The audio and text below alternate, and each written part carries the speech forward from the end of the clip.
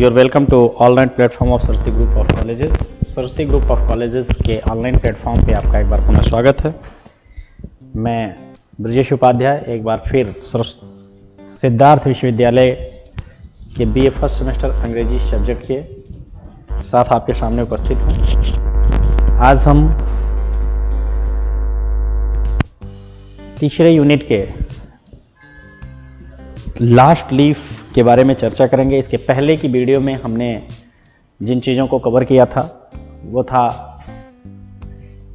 O Henry की biography देखी थी हमने और समरी देखी थी लास्ट लीफ की।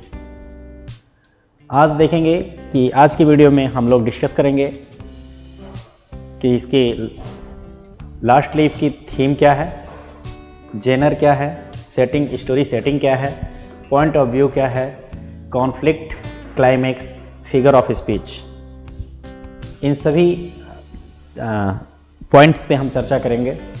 तो आज की वीडियो बिना समय व्यतीत किए हुए शुरू करते हैं। जो थीम है इस स्टोरी में, जो थीम ली गई है आप देख रहे हैं, जैसा कि the theme in the last leaf, themes in the last leaf. इसकी जो मेन थीम है इस स्टोरी की वो है होप नेवर डाइज। इस थीम के साथ साथ कुछ और थीम भी इसके साथ साथ इस पूरी स्टोरी में चलती रहती हैं। जैसा कि हम पूरी स्टोरी को जब पढ़े हैं तो हमें मिला है कि ये फ्रेंडशिप भी एक थीम इसमें है, बेरमन के सेक्रीफाइस भी एक थीम हो सकती है, एंड लाइफ एंड डेथ भी इसकी एक थीम है।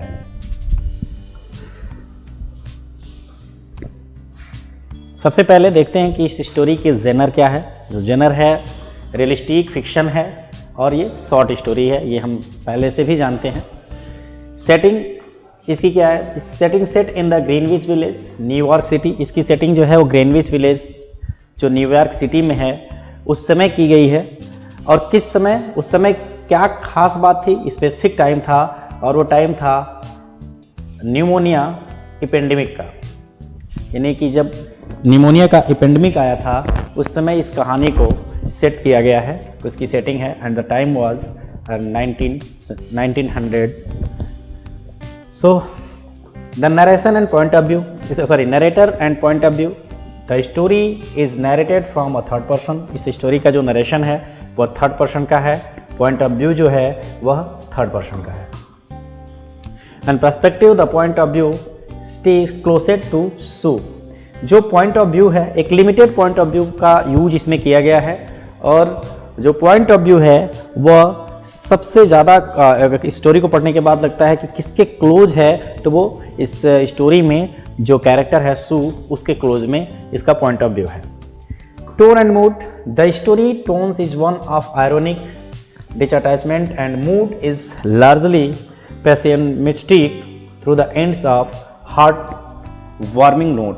जो स्टोरी है, टोन जो है इसका वो पेसिमिस्टिक है और इसकी जो एंड है वो हार्ट वार्मिंग है। इट मीन्स कि हम सभी जानते हैं कि ओ हेनरी जो हैं वो अपनी सरप्राइजिंग एंडिंग या ट्विस्ट एंडिंग के लिए पॉपुलर हैं, तो इसमें ट्विस्ट एंडिंग या सरप्राइजिंग एंडिंग भी इस स्टोरी में हमें देखने को मिलती है।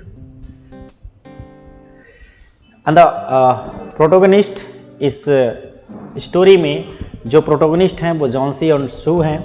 और एंटोगनिस्ट की अगर बात करें तो जो जॉन्सी की विशेष है, जो सी डजंट वांट टू लीव, वो जीना नहीं चाहती थी, उसकी इच्छाएं, जीने की इच्छा मर चुकी थी, वो इसका एंटोगनिस्ट है। मेजर कॉन्फ्लिक्ट इस स्टोरी में कहाँ मिलता है देखने के लिए, तो मेजर कॉन्फ्लिक्ट आपको इस स्टोरी में देखने को मिलेगा। जो ईवी लीफ है, वाइन जो वॉल से निकली हुई है, उसका लास्ट जो लीफ है उसके गिरने का वेट करती है जॉन्सी। वहाँ पे आपको मेन कॉन्फ्लिक्ट मिलेगा जब तूफान आता है और जॉन्सी सोचती है कि आज ये इस तूफान में निश्चित तौर पे जो एवी की लास्ट लीफ है वो क्या होगी, गिर जाएगी। ये मेजर कॉन्फ्लिक्ट है। Climax, the climax of the story, climax क्या है? Climax, the last leaf was fact painted by the bearman and who therefore sacrificed the life to save hers। इस कहानी का क्लाइमेक्स है, स्टोरी का क्लाइमेक्स है कि बेरमन का सेक्रीफाइस जो जॉन्सी की लाइफ को सेव करने के लिए सेक्रीफाई कर देता है। क्यों? क्योंकि वो लास्ट लीफ को पेंट करता है। जब लास्ट लीफ गिर चुकी होती है तो वहाँ पे आर्टिफिशियल लीफ बनाता है, उसकी पेंटिंग करता है। उस समय तूफान आया हुआ होता है। That is the climax of the story. इस स्टोरी में जो फिगर ऑफ स्पीच आपको मिलेगा वो फिगर ऑफ स्पीच है पर्सोनिफिकेशन का। इसमें देखेंगे आप कहीं कहीं आपको मिलता है मिस्टर न्यूमोनिया, जो कि हम जानते हैं कि पर्सोनिफिकेशन क्या होता है कि जब नॉन लिविंग ऑब्जेक्ट को हम एज अ लिविंग प्रेजेंट करते हैं तो वहाँ पे पर्सोनिफिकेशन होता है। न्यूमोनिया नॉन लिविंग ऑब्जेक्ट है, उसको आगे मिस्टर लगा करके उसको प्रेजेंट किया गया था जैसे कोई व्यक्ति हो। तो इस स्टोरी में आपको जो फिगर ऑफ स्पीच मिलता है देखने को वो है personification. So let us discuss about the themes in the last leaf के थीम्स के बारे में डिस्कशन करते हैं, बात करते हैं। The first and major theme of in this story the hope never dies. One of the central theme of O Henry's the last leaf is hope and hope never dies. एक central theme हम मान सकते हैं, major theme है इस story का hope never dies. इसमें बेरमन accomplished what has been waiting for his life। अब इसमें होप क्या क्या है? एक होप तो ये है कि बेरमन क्या करता है अपनी लाइफ में कुछ अच्छा करने के लिए क्या मास्टरपीस का वेट करता है। वो कहता है कि मैं अपनी लाइफ में सक्सेस तो नहीं हूँ लेकिन मैं निश्चित तौर पे अपनी लाइफ में एक मास्टरपीस जरूर करूँगा, जरूर बनाऊँगा। And he was never successful in his life. सभी हम जानते हैं इस स्टोरी की समरी देखने से हमें पता चल गया था कि अपनी लाइफ में ज़्यादा सक्सेस नहीं था। But the masterpiece he created near end of the life inspired Jhansi. जब झांसी जूझ रही थी, अपनी बीमारी से जूझ रही थी, जीने की इच्छा उसके अंदर की मर चुकी थी, उस समय बेरमन ने जो मास्टरपीस क्रिएट किया था, किस लिए किया था कि लाइफ इंस्पायर्ड झांसी को जीने के लिए इंस्पायर करने के लिए उसने अपना मास्टरपीस क्रिएट किया था। और इससे यह बात प्रमाणित होती है कि वह जो पहले कहता था कि वो अपनी लाइफ में एक मास्टरपीस जरूर बनाएगा तो उसने बनाया। So she had last a hope. Johnsy अपना होप खो चुकी थी। But the last leaf which was actually painted, जो लास्ट लीफ थी जिसे एक्चुअली में पेंट किया गया था, that the old painter made for her, जो कि old painter in the sense यहाँ पर बेरमन से है कि जो बेरमन ने उसके लिए बनाया था to give her hope and courage to live. जिससे किस लिए बनाया था कि उसे जीने के लिए उम्मीद और साहस उसे मिले, इसके लिए उसने इस आर्टिफिशियल लीफ को पेंट किया था। Even she also could not mark the difference and only know when they know the Behrman's death and materials on his room। जिसके बारे में इवन किसी को नहीं पता था कि ये जो लीव है वो आर्टिफिशियल है, उसका डिफरेंस, कोई डिफरेंस दिखता नहीं था, कोई अंतर नहीं दिखता था। जिन्हें इस बात का पता तब लगा कि ये बेरमन के द्वारा बनाया हुआ आर्टिफिशियल लीव है जब वो उसके रूम में उसके मरने के बाद जो कलर या अन्य मटेरियल, पेंटिंग के मटेरियल्स वह जब उनके रूम में बिखरे हुए मिलते हैं तब लोगों को लगता है कि ये आर्टिफिशियल लीफ बेरमन ने बनाया है और ये इसका मास्टरपीस था। जिससे क्या होता है कि झांसी को जीने के लिए होप और करेज मिलता है। नेक्स्ट, अगला जो थीम इसके साथ चलती है मेन थीम के साथ, Behrman sacrifice. Behrman sacrifice is also a key theme of the story. एक की थीम है इस स्टोरी का। And he put his life at the stake of Johnsy because he must have cared for her. Johnsy की care के लिए, उसके अंदर जीने की इच्छा को बढ़ाने के लिए, उसके अंदर साहस भरने के लिए, उसकी उम्मीद को जगाने के लिए उसने क्या किया, अपनी लाइफ को सेक्रीफाइस कर दिया। किसने कर दिया? बेरमन ने अपनी लाइफ को सेक्रीफाइस कर दिया। It's so he cared for two friends and therefore put his life to stake. Shu was always around Jhansi, take care of her as a friend and fulfilled her responsibility to her friend। जबकि उस झांसी के साथ, इस line का मतलब है कि झांसी पूरी शू जो है झांसी की बहुत पूरा केयर करती थी और पूरी रिस्पॉन्सिबिलिटी एक फ्रेंड की वो पूर्ण करती थी। But however the old painter made a bigger sacrifice. ये शू तो सेक्रीफाइस करती ही थी, साथ ही साथ जो सबसे बड़ा सेक्रीफाइस था इस स्टोरी में वह था बेरमन का। आप यहाँ देखेंगे the old painter made a bigger sacrifice and left behind the gift of Johnsy's life. उसने एक बहुत बड़ा सेक्रीफाइस किया और अपने पीछे जॉन्सी को उसका जीवन गिफ्ट में देकर चला गया। So he know not many people would know about his masterpiece. जबकि उसे पता था कि बहुत सारे लोग इस मास्टरपीस के बारे में नहीं जान पाएंगे, लेकिन उसने अपने आप को सेक्रीफाइस करके किसी को जीवन दान दिया। That was a key theme in this story. But Sue and Johnsy will remember he kept his word and success came to him not in any one would have imagined. And this is the irony of the story. और यही इस story की क्या है, आयरोनी है, जो उसका masterpiece था। अगला जो थीम है वो है फ्रेंडशिप। और फ्रेंडशिप का great example of Sue and Johnsy की फ्रेंडशिप पूरी स्टोरी में आपको देखने को मिलेगी। और पूरी की पूरी स्टोरी जो है इनके फ्रेंडशिप पे ही डिपेंड करती है। और friendship is also a key theme of the story. Sue and Johnsy are not just a good friend but they are like a sister. वो सिर्फ एक अच्छी दोस्त नहीं थी, वो दोनों एक दूसरे को एज एक सिस्टर की तरह एक साथ रहती थी। Sue cares for Johnsy as a sister would. Her care for support have also played an important role in helping Johnsy recover to could have otherwise lost the battle. Some like Sue was not around to take care of her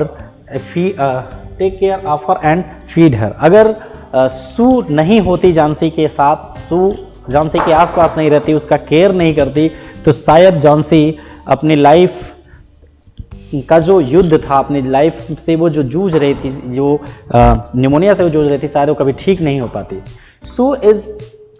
Sue is the vine which leaf attach and Johnsy herself is the last remaining leaf. जब Sue जान को पता चलता है कि Johnsy का जो life है वो लास्ट लीफ के साथ जुड़ी हुई है, तो वह परेशान हो जाती है। And two friends just not a compliment each other but fulfil each others. एक दूसरे को दोनों जो फ्रेंड हैं वो एक दूसरे को कंप्लीमेंट करती हैं, एक दूसरे के साथ ही रहना चाहती हैं। So there is no man in Johnsy's life. जब वो उससे डॉक्टर कहता है कि कोई ऐसा व्यक्ति जो इसके अंदर जीने की इच्छा पैदा कर सके, उसे ढूंढना है। सू इस चीज़ को लेकर के परेशान हो जाती है। सू एक फैमिली की तरह उसके Sue play the role of her family and cares for her the worst moment of life. जो उसके ख़राब टाइम में सू ने एक फैमिली मेम्बर की तरह उसके साथ रिलेशनशिप को आगे बढ़ाया था, उसके साथ रही थी। अगला जो थीम है वो है लाइफ एंड डेथ। पूरी की पूरी जो स्टोरी है वो जॉन्सी की लाइफ और बेरमन के डेथ से जुड़ी हुई है। The another key theme that features in O Henry the last leaf that of life and death. Life is precious to cannot let it go easily. Life बहुत ही मूल्यवान होता है, ऐसे नहीं जा सकता। The story also teaches us a value of life and that we are here to accomplish something to meaningful and good others while we live. जो ये स्टोरी है वो हमें लाइफ की वैल्यू के बारे में बताती है और ये भी बताती है कि हमें अपनी लाइफ में कुछ मीनिंगफुल करना चाहिए, कुछ ऐसा करना चाहिए जो दूसरों के लिए अच्छा हो। जब तक हम जीवित हैं तब तक हमें कुछ ऐसा जरूर करना चाहिए जो दूसरे के लिए अच्छा हो। And while Johnsy is sick, जब जॉन्सी बीमार पड़ी, she has lost all her hope to life. जब अपने जीने की सारी उम्मीद को वो खो चुकी थी। However, things suddenly changed in her life. तब अचानक से उसके जीवन में क्या चेंजेस हुए? When she made aware of fact that waiting for one's death to arrive is not a courage act. और उसे जब पता चला कि किसी ने उसके अंदर ये जीने की इच्छा पैदा की, and she looked at the last leaf, she saw how to battle for life. जब वो लास्ट लीफ को लगातार देख रही थी, उस समय वो अपनी लाइफ से जीवन से संघर्ष कर रही थी। she has experienced one of the most important turns in life, should not lose courage to leave until the last moment। और उसने जब देखा कि कई दिनों तक जो लास्ट लीफ है तूफान को और बारिश को झेल करके भी वो लास्ट लीफ उस दीवार से नहीं गिरती है, तो उसे एक अच्छा सा लेसन समझ में आता है कि लाइफ को इतनी आसानी से नहीं जाने देना चाहिए। जब तक हम सांसें हमारी चल रही हैं, जब तक हम जीवित हैं, तब तक हमें संघर्ष करते रहना चाहिए। And she start loving her life and the leaf resonated to hope in that she would be able to be painted by the Naples again। और फिर उसने अपने ड्रीम के बारे में सोचना शुरू किया कि वो जो नेपल्स के को पेंट करेगी, नेपल्स की पेंटिंग बनाएगी, अपनी लाइफ से प्रेम करना शुरू किया और फिर उसके अंदर जीने की उम्मीद पैदा हुई और फिर वो अपने न्यूमोनिया से खुद को रिकवर करना शुरू किया। In the death of Behrman too, अगर हम बेरमन के डेथ की बात करेंगे तो there was a meaningful message. तो उसने एक इसके डेथ में एक मीनिंगफुल मैसेज छुपा हुआ है। Behrman too had not achieve the anything meaningful in his life. जबकि हम पूरी स्टोरी को पढ़ते हैं तो ये पाते हैं कि बेरमन ने बहुत कुछ अचीव नहीं किया था अपनी लाइफ में जब तक वो जीवित था। However in his last days, अपने अंतिम समय में, he has done a something life changing for Johnsy and Sue. और उसने कुछ ऐसा कर दिया जिससे जॉन्सी और शू की लाइफ चेंज हो जाती है। तो आज की वीडियो में हमने जो जिन चीज़ों के बारे में चर्चा किया था उसको थोड़ा सा समअप कर लेते हैं। हमने इसके जेनर को देखा था, इसकी सेटिंग को देखी, पॉइंट ऑफ व्यू को देखा, साथ ही साथ इसमें मेन थीम जो थी होप नेवर डाइज के साथ साथ हमने friendship, life and death, Behrman sacrifice, आज जो भी तमाम थीम इसके साथ जो चल रही थी मेन थीम के साथ उस पर चर्चा किया। तो उम्मीद करते हैं कि आज की वीडियो आपके समझ में आया होगा। मिलेंगे अगले वीडियो में किसी नए टॉपिक के साथ, तब तक के लिए have you great day. Thank you so much for watching this video.